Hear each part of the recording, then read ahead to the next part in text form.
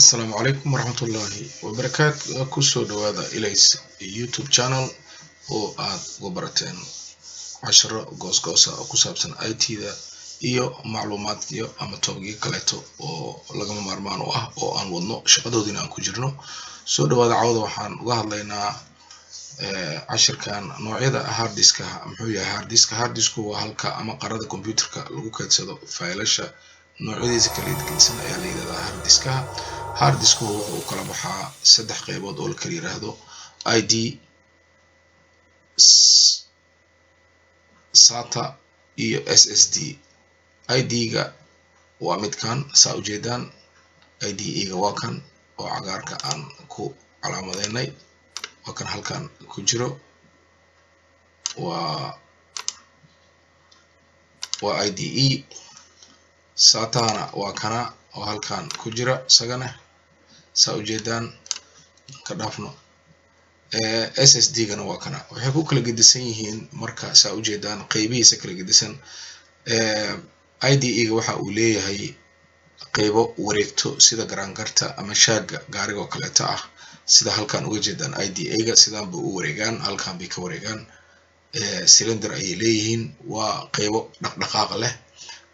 Badanaan wuxuu qatar u sugan yahay hadduu meel ku dhaco ama buso ay gasho inuu mataqaana cillado gasho oo halkaas lagu waayo macluumaadkii ku jiray.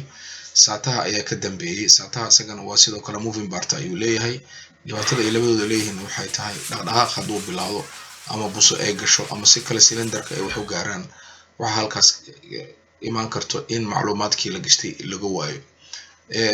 SSD-ga waa hadda kan ugu dambeeya oo kan ah, malaha qaybo dhaqdhaqaaqdo ama it doesn't have a moving part. Saas daraadeed hard diskaha waxa uu ku jiraa system unitka ama motherboardka kusii dhex jiraa. Halkaas ayaana la geliyaa si wax loogu kaydsado, hadafkiisuna uu yahay storage ayaa loo isticmaalaa.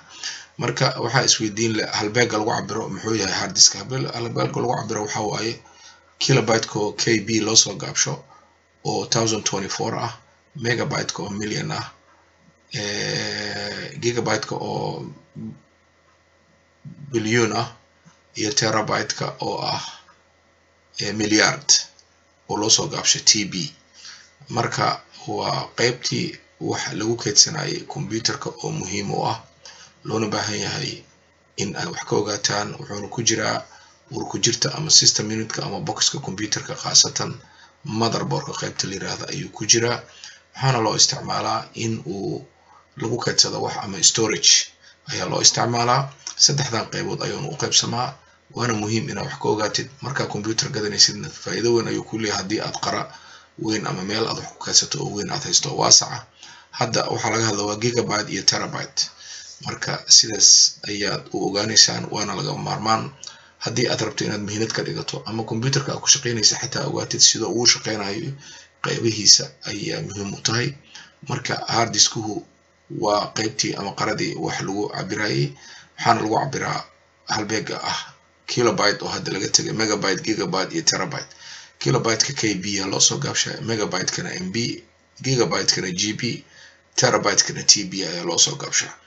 Marka sidaas ayaa ku ogaanaysaan saddexda qaybood u qaybsadana waa ID hard disk, SATA hard disk iyo SSD hard disk. Waana kuwan sawirada ku muuqdo. Kan waa IDE, kan waxa waa SATA, kanuna waa SSD.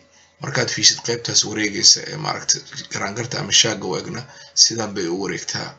Marka qaybaha moving part-gana waxay leeyihiin haddii ay wax ku dhacaan ama bus gasho, dhibaatooyinka ay leeyihiin waxay tahay in uu qarrimo ama halaabo, halkaasna lagu waayo macluumaadkii la gishanayo oo laga yaabo inay yihiin macluumaad muhiim ah ama data muhiim ah. Marka hadda waxaa badanaa la qaataa SSD-ga la qaataa maadaama uuna ka yar yahay, uusan lahayn wax qaybo dhaqdhaqaaqda, has no moving part. Marka noocyada hard diskaha cawada halkaas ayaan ku koobaynaa cashirkeena. qaybta xigta ayaan usii gudbi doonaa. Waxaan rajeynayaa inaad ka faa'iidaysateen. Haddii aad nagu cusub tahay, nagu soo bir, subscribe and click the like button. haddii aad ogtahay cid ka faa'iidaysanaysa kaleeto la wadaag. Please share, sharing is caring.